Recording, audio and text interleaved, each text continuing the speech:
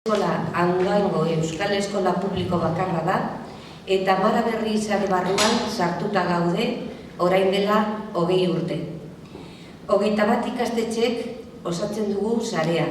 Baina gauza hau ez da berria, Gu hasi ginen, Lolian hasi zan, duela 53 urte, Bizkaian Durangoko eskola batean, eta han hasi zan, talde gazte batekin, benetan sinisten zutelako guk sinisten duguna. Ez da badagoela eskola egiteko beste modu bat.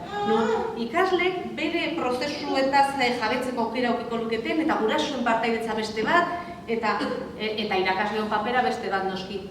Eta orduan hasi zian, eta haitu zien, 72an izan, frankismo, pentsazazue, 7 urte, pasazituzten lanian, nik uste garapen oso ondiak egin zituztela, oso ondo onartuak eta alde guztietan, alde askotan, baina bestaldetik ere etorri zitzaien akatzea.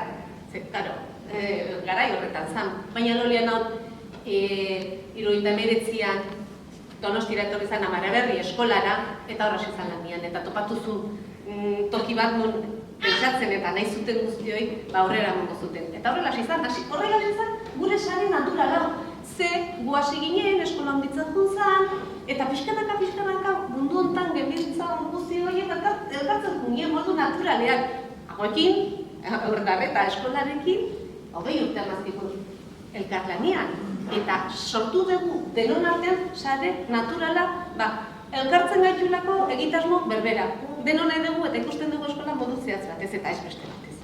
Euskal Herrian 18 eskola gara, eta 21 horietatik 3 bat Katalunia, Cambrilsen, beste bat Fuerteventura, eta beste bat Lierganezen Kantabria. Baina hala ere, beste eskola batzuk ere, gaur mugimendu handia dago, nik uste dut hori astindu bat izan dela, Lomceren inguruan jende asko mugitzen ari da,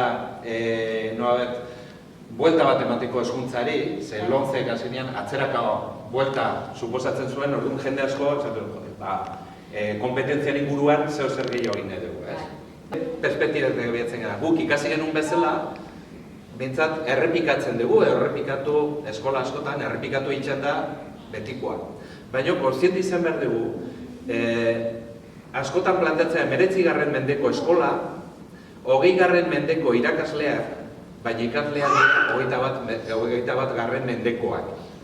Orduan ezin da errepikatu modelo bera gauza egiteko. 21. mendeak gaude eta sistema ezberdinak, modelo ezberdinak eskaini beharko ditugu batez ere gure umeak konpetentek izateko bizitzarako.